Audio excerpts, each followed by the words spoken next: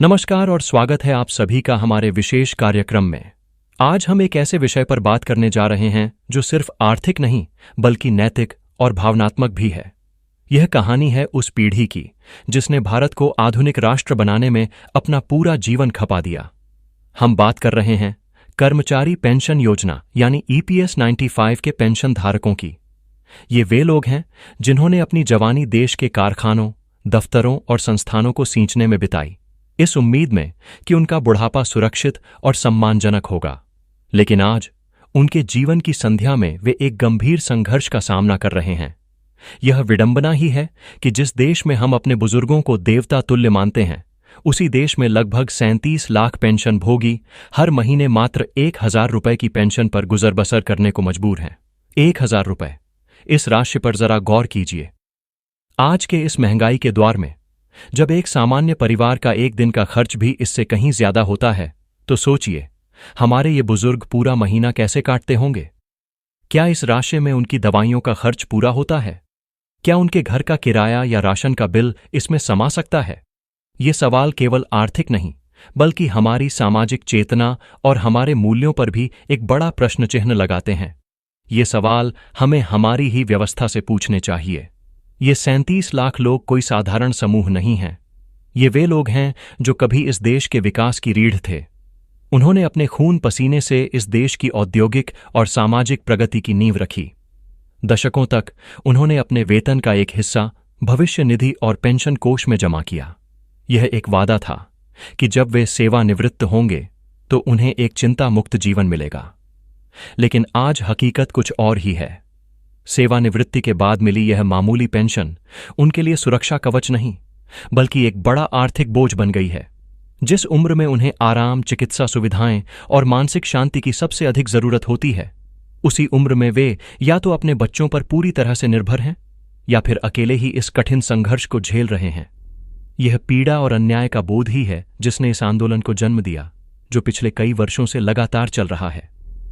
EPS 95 के pension धारक सरकार से कोई भीख नहीं मांग रहे हैं, वे अपना अधिकार मांग रहे हैं। उनकी मांगें स्पष्ट हैं और एक 4 सूत्रीय एजेंडे में दर्ज हैं जो उनके जीवन की बुनियादी जरूरतों को दर्शाती हैं। उनकी पहली और सबसे महत्वपूर्ण मांग है न्यूनतम पेंशन को बढ़ाकर 7,500 रुपये प्रति माह किया जाए। ये कोई बड़ी महत्वाकांक्षा नहीं है बल्कि आज के समय में एक व्यक्ति को सम्मान के साथ जीवित रहने के लिए आवश्यक न्यूनतम राशि है। 7,500 रुपये की मांग इस बात का प्रतीक है कि वे केवल जीवित नहीं रहना चाहते बल्कि गरिमा के साथ जीना चाहते हैं।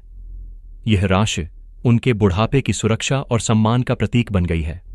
उनकी दूसरी मांग है महंगाई भत्ता यानी DA का प्रावधान। यह एक अत्यंत महत्वपूर्ण पहलू है जिसे अक्सर नजरअंदाज कर दिया जाता है। महंगाई एक ऐसा दीमक है जो समय के साथ आपकी आय के मूल्य को खोखला कर देता है। बिना महंगाई भत्ते के आज बढ़ाई गई पेंशन भी कुछ वर्षों में फिर से अपर्याप्त हो जाएगी। महंगाई भत्ते का प्रावधान यह सुनिश्चित करेगा कि उनकी पेंशन की क्रय शक्ति समय के साथ बनी रहे और वे महंगाई की मार से कुछ हद तक सुरक्षित रहें। यह एक दूरदर्शी मांग है जो उनकी भविष्य की वित्तीय स्थिरता को सुनिश्चित करेगी। उनकी तीसरी मांग है उचित और मुफ्त चिकित्सा सुविधाओं की। उम्र के इस पड़ाव पर स्वास्थ्य संबंधी समस्याएं बढ़ जाती हैं। डॉक्टर के चक्कर, महंगी दवाइयां और जांच का खर्च उनकी मामूली पेंशन पर सबसे बड़ा बोझ डालता है। कई तो पैसे की कमी के कारण अपना इलाज तक नहीं करा पाते। एक कल्याणकारी राज्य का यह परम दायित्व है कि वह अपने उन वरिष्ठ नागरिकों के स्वास्थ्य का ध्यान रखे जिन्होंने अपना पूरा जीवन देश की सेवा में समर्पित कर दिया। यह मांग केवल आर्थिक मदद नहीं बल्कि जीवन की गुणवत्ता से जुड़ी है। और चौथी मांग है उनके परिवार को मिलने वाली सुरक्षा योजनाओं से जुड़ी हुई। पेंशन धारक के चले जाने के बाद उनके जीवन साथी का क्या होगा, यह चिंता उन्हें भीतर से खाए जाती है। वे चाहते हैं कि उनके बाद उनके जीवन साथी को भी एक सम्मानजनक वित्तीय सुरक्षा मिले ताकि उन्हें किसी के आगे हाथ न फैलाना पड़े। यह मांग परिवार की सुरक्षा और निरंतरता की भावना को दर्शाती है। यह लड़ाई सिर्फ सड़कों पर या धरना स्थलों पर ही नहीं लड़ी जा रही बल्कि अदालतों के चक्कर भी काटे गए हैं। सर्वोच्च न्यायालय तक यह मामला पहुंचा है और कई बार पेंशन धारकों के पक्ष में सकारात्मक संकेत भी मिले हैं। लेकिन व्यवस्था की जटिलताओं, ईपीएफओ के नियमों और सरकार की वित्तीय चिंताओं के बीच यह मामला अब तक किसी निर्णायक मोड़ पर नहीं पहुंच पाया है। पर अब ऐसा प्रतीत हो रहा है कि शायद उम्मीद की एक नई किरण जग रही है। हाल के दिनों में कुछ ऐसी गतिविधियां हुई हैं जिन्होंने इन लाखों पेंशन भोगियों के मन में आशा जगा दी है। खबर यह है कि इस पूरे मामले में अब देश का वित्त मंत्रालय सीधे तौर पर सक्रिय हो गया है। लगातार हो रहे प्रदर्शनों और पेंशन भोगियों के अथक प्रयासों के बाद वित्त मंत्रालय ने कर्मचारी भविष्य निधि संगठन ईपीएफओ से इस विषय पर एक विस्तृत रिपोर्ट तलब की है। इतना ही नहीं, इस संबंध में एक नोटिस भी भेजा गया है। जब सरकार का शीर्ष मंत्रालय किसी मामले पर सीधे रिपोर्ट मांगता है तो यह इस बात का संकेत होता है कि मामले को उच्चतम स्तर पर गंभीरता से लिया जा रहा है। यह कोई छोटी बात नहीं है। यह पेंशन धारकों के वर्षों के संघर्ष की एक बड़ी जीत है कि उनकी आवाज अब उन गलियारों में गूंज रही है जहां देश की नीतियां बनती हैं।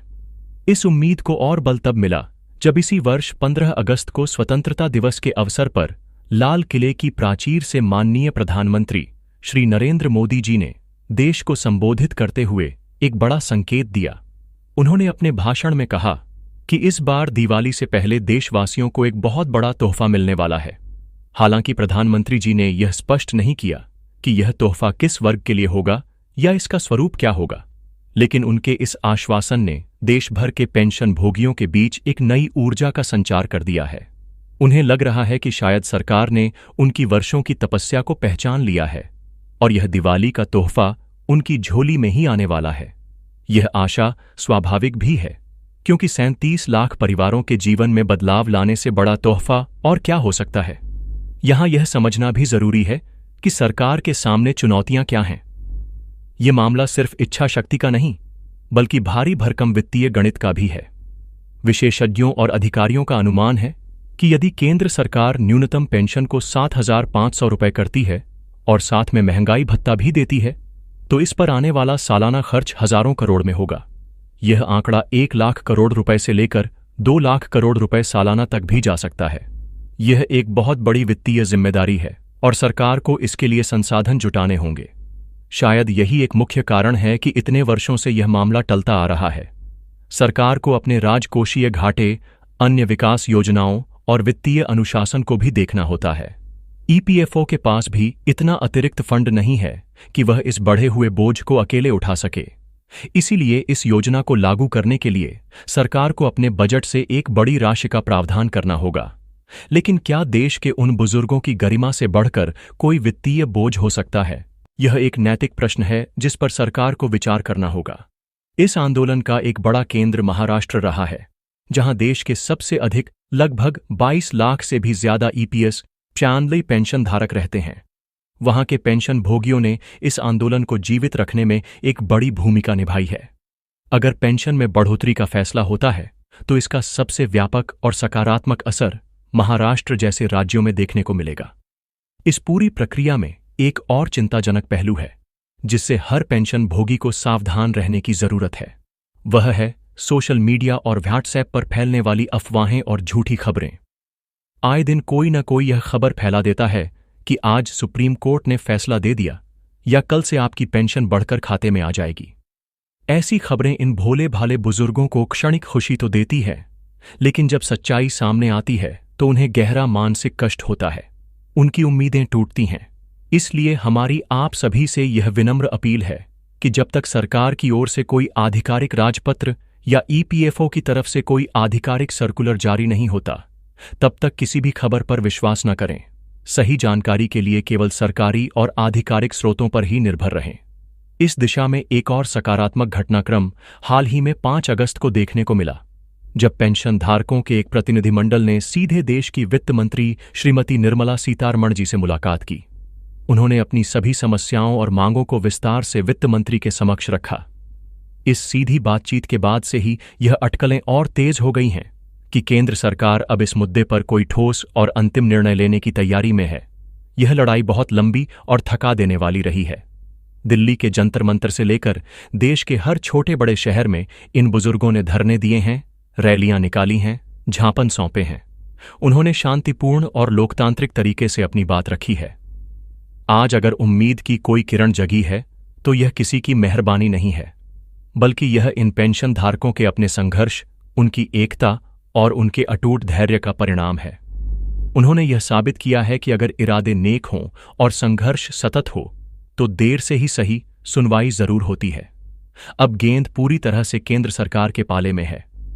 एक तरफ लाखों बुजुर्गों की उम्मीदें और उनकी बुनियादी जरूरतें हैं, और दूसरी तरफ देश का वित्तीय गणित। सरकार को इन दोनों के बीच एक संतुलन साधना होगा। यह केवल एक योजना में संशोधन का मामला नहीं है, यह सरकार की अपने वरिष्ठ नागरिकों के प्रति संवेदनशीलता की परीक्षा है। ये इस बात की परीक्षा है कि क्या हम एक ऐसे समाज के रूप में विकसित हो पाए हैं जो अपने निर्माताओं का सम्मान करता है। अगर प्रधानमंत्री जी के दिवाली के तोहफे का संकेत इन्हीं पेंशन धारकों के लिए है, तो यह वास्तव में एक ऐतिहासिक कदम होगा। यह उन लाखों मुरझाए चेहरों पर मुस्कान लौटाएगा। लेकिन एक बात तय है कि पेंशन भोगियों का यह आंदोलन अब एक ऐसे मुकाम पर पहुंच चुका है जहां से इसे नजरअंदाज करना किसी भी सरकार के लिए आसान नहीं होगा। ये केवल पैसों का नहीं, बल्कि सम्मान, स्वाभिमान और सामाजिक न्याय का मामला है। एक राष्ट्र की असली पहचान इस बात से होती है कि वह अपने बच्चों और अपने बूढ़ों के साथ कैसा व्यवहार करता है। आज सरकार के पास यह अवसर है कि वह लाखों बुजुर्गों का दिल जीतकर यह साबित करे कि वह एक संवेदनशील और कल्याणकारी सरकार है। हम उम्मीद करते हैं कि जल्द ही कोई ठोस और सकारात्मक खबर आएगी, और जैसे ही कोई आधिकारिक घोषणा होती है, हम आप तक पूरी सच्चाई और संपूर्ण जानकारी के साथ फिर हाजिर होंगे। तब तक धैर्य बनाए रखें और अफवाहों से दूर रहें। यह संघर्ष आपके अपने पसीने और आपकी अपनी हिम्मत का है, और इसका फल भी आपको अवश्य मिलना चाहिए।